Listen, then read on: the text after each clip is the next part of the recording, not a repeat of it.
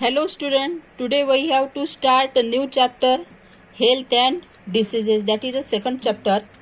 What do you mean by health? Health is a state of complete physical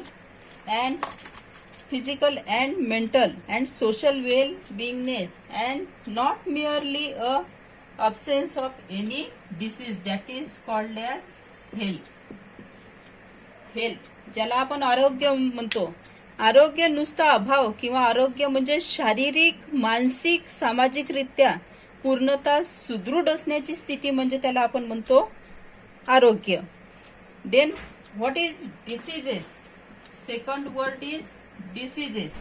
what do you mean by diseases?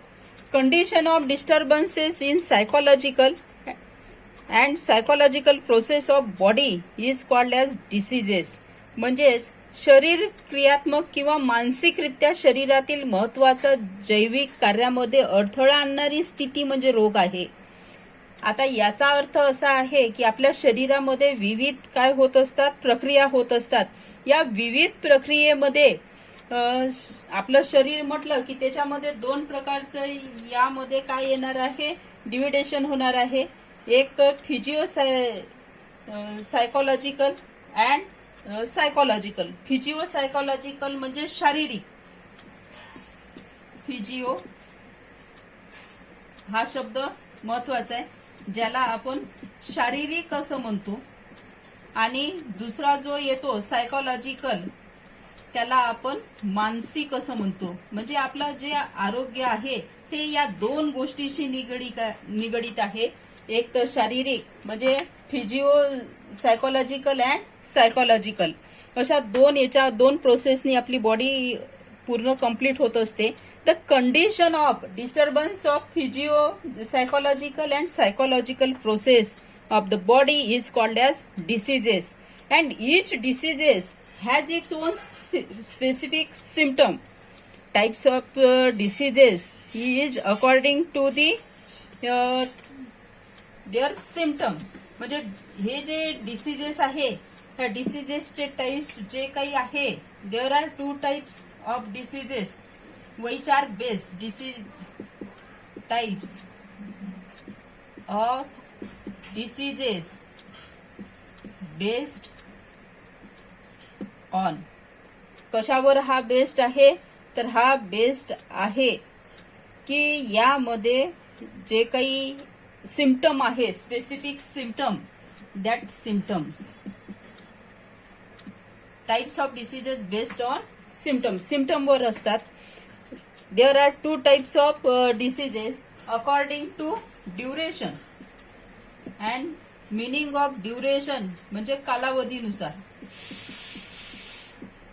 कालावधीनुसार म्हणजे वेळेनुसार होणारा जो असतो तो. And according to reason. There are some different reason म्हणजे कारणानुसार. असे दोन प्रकार असतात डिसीजेसचे. One is duration and second is a reason. And duration मध्ये डिसीजेस जे असतात, that type of diseases are chronic, meaning दीर्घकालीन रोग. म्हणजे खूप जास्त वेळ चालणारा जो आजार असतो तो आपण म्हणतो. Second one is acute disease. आणि ॲक्यूटला आपण तीव्र असं आजार असं म्हणत असतो. रिझन जे आहे which can be divided. Reason diseases or diseases according to reason can be divided into two types. First one is heredity and second one is acquired diseases. म्हणजे अनुवांशिक रोग आणि उपर्जित रोग. जसं अनुवांशिक रोग जे असते हेरेडिटी डिसीज, त्याच्यामध्ये डाऊन सिंड्रोम असते, हार्ट डिसीज आहे, शुगर आहे. हे कसे आहे? अनुवांशिक रोग आहे. घरात एकाला झाला की दुसऱ्याला होतो. कोड हा एक आजार आहे, तोही कसा आहे? अनुवांशिक आहे. उपर्जित रोग मध्ये दोन प्रकारचे असते. There are two types of acquired disease, infectious and non infectious. Infectious and non infectious. असे 2 प्रकारचे डिसीजेस असतात. आता हे जे इन्फेक्शियस डिसीज आहे, हे इन्फेक्शियस डिसीजमध्ये आपण काय म्हणू की एकापासून दुसऱ्याला आजार होणार. घरामध्ये 4 समजा मेंबर असेल तर एकाला जर ताप आला तर दुसऱ्याला ताप येईल, तिसऱ्याला ताप येईल, चौथ्याला ताप येईल. जस्ट लाईक कोरोना हा सुद्धा कसा आहे, इन्फेक्शियस डिसीज आहे. घरात एकाला आला तर दुसऱ्याला होऊ शकतो, तिसऱ्याला होऊ शकतो, त्याची खबरदारी घेतली नाही तर. मग याच्यामध्ये इन्फेक्शियस डिसीज मध्ये कुठले कुठले येणार आहे, जसं common cold, flu, dengue, corona, all these are the infectious disease. What are about non infectious disease? Non infectious disease जे आहे एकाचा दुसऱ्याला होत नाही, जसं हार्ट डिसीज, डायबिटीज एकाचा दुसऱ्याला होत नाही. घरात एखादा डायबिटीजवाला असेल पण दुसऱ्याला होत नाही. आता हे जे इन्फेक्शियस डिसीज असतात थ्रू स्पेक्ट्रम, पेन जेव्हा आपण खोकलतो म्हणजे नाकातूनही हवा बाहेर पडते आणि तोंडातूनही हवा बाहेर पडते. म्हणजे नाका आणि तोंडातून जी हवा बाहेर पडते ते तोंडामधून आणि नाकामधून भरपूर विषाणू बाहेर पडतात. म्हणून मग अशा वेळेस तोंडावर रुमाल ठेवावा असं म्हटलेलं आहे.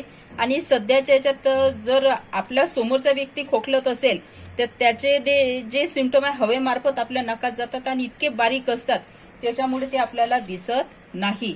त्याच्यामुळे मग हे जे नॉन इन्फेक्शियस डिसीजचे जे काही व्हायरसेस आहे ते हवेमार्फत फैलून राहिलेले आहे. म्हणून मग mask is compulsory for all these. For प्रिव्हेन्शनसाठी काय आहे तर आपल्याला काय टाकावं लागते, मास्क किंवा रुमाल बांधावं लागतो. किंवा असा फ्लूवाला व्यक्ती असेल, ताप आलेला असेल, त्या व्यक्तीपासून काय राहावं लागते, दूर राहावं लागते. म्हणजे हा आजार फैलत नाही, नाहीतर तो फैलतो. Diseases spread to contaminated air, water, food and vector meaning that insect and other animal that are called as infectious disease. आणि some infectious disease are tuberculosis.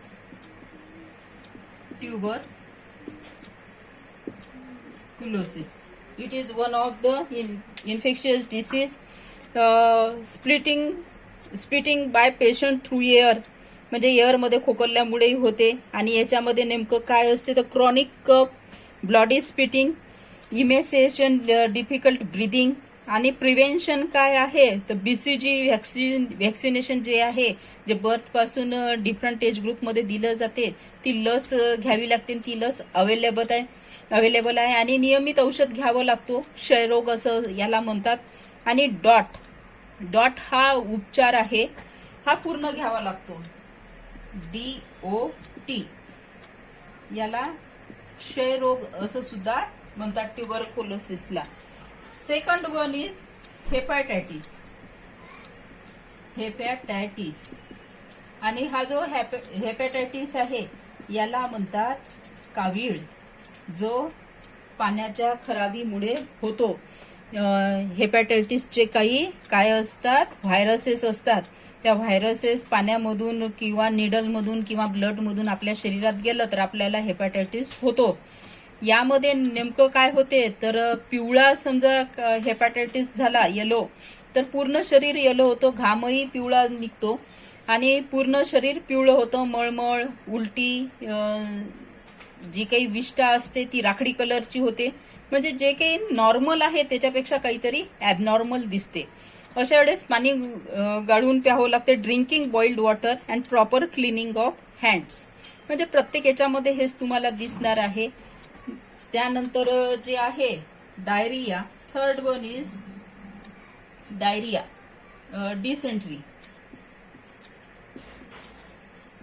Dysentery, then cholera, then typhoid. And all these diseases are infectious diseases which can be occurred or infected due to contaminated food and water. आणि प्रत्येकाच्या drinking boiled water, ORS हे सगळेच, आणि proper medication and काय म्हटलेलं आहे vaccination असंच त्यामध्ये दिलेलं आहे.